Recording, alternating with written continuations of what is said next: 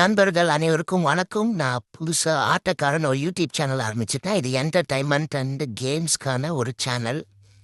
So இன்னைக்கு first time நான் உங்கள் எல்லாருக்கூடயும் உங்கள் எல்லாரோட சேர்ந்து ஒரு கேம் விளையாட போகிறேன். Chess game. இதை எவ்வளோ சீக்கிரமாக முடிக்கிறோன்றது பார்க்குறேன்.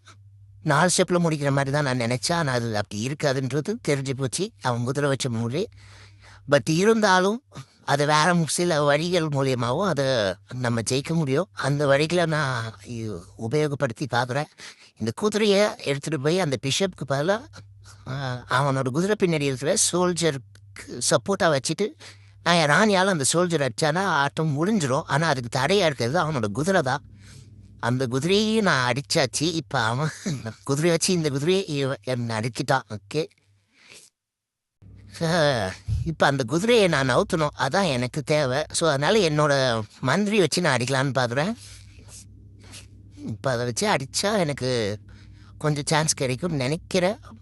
ஓ, அவன் என்னோட ராஜா அடிக்கல முயற்சி பண்ணிட்டான். முதல்ல அவங்கள இடத்த மாற்றிடுவோம், இல்லை நான் என் ஆட்டத்தை முடிச்சு விட்ருவான்.